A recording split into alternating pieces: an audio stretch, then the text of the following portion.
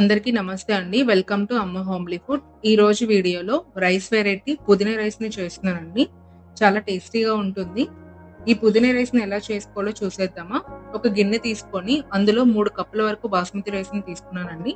బియ్యాన్ని శుభ్రంగా 2, 3 సార్లు కడిగి మళ్ళీ నీళ్లు పోసి ఒక అరగంట పాటు నానబెట్టండి. ఇప్పుడు ఒక మిక్సీ జార్‌లో ఒక కప్పు వరకు పుదీనా తరుగు, అలాగే ఒక అరకప్పు కొత్తిమీర తరుగు, 2 పచ్చిమిర్చి, 10 వెల్లుల్లి రెమ్మలు, 2 ఇంచుల అల్లం, కొద్దిగా ఉప్పు వేసుకొని మెత్తగా మిక్సీ పట్టాలి. చూడండి ఇలా ఉంటే సరిపోతుంది.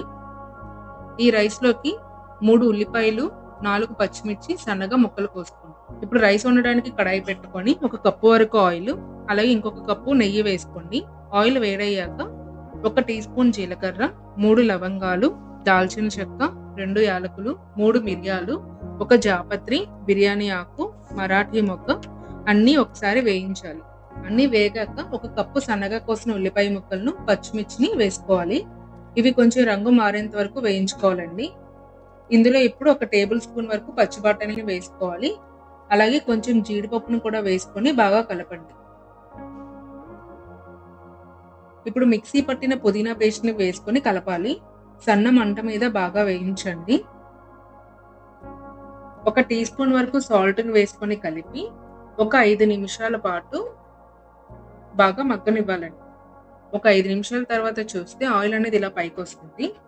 కొంచెం కొత్తిమీర, పుదీనా ఆకులు వేసుకొని కలపండి. 1 టీ స్పూన్ ధనియాల పొడి కూడా వేసుకోండి. వేసుకొని బాగా కలపండి.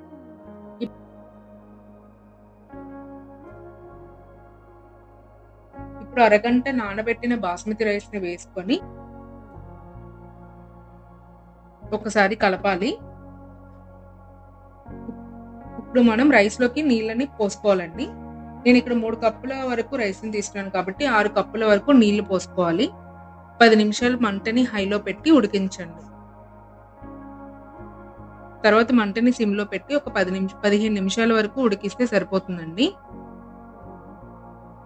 రైస్ ఉడికిందండి. ఇప్పుడు ఒక 10 నిమిషాలు పక్కన పెట్టండి. చూడండి బాస్మతి రైస్ అనేది బాగా ఉడికింది. పొడి పొడిగా ఎలా ఉందో చూడండి.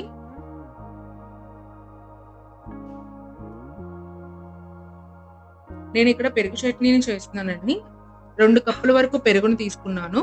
ఈ పెరుగును బాగా కలిపి పక్కన పెట్టండి.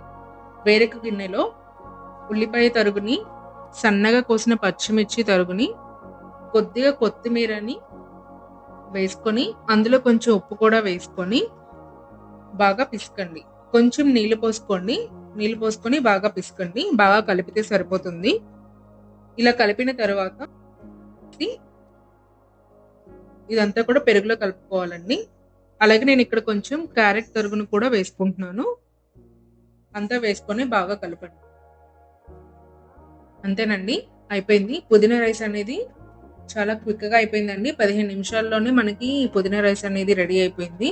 ఈ రైస్‌ని మనం లంచ్ బాక్స్‌లోకైనా, మధ్యాహ్నం లంచ్‌లోకైనా సరే హ్యాపీగా చేసుకొని తినొచ్చు. మరి మీరు కూడా ట్రై చేసి ఎలా ఉందో ఒకసారి చెప్పండి.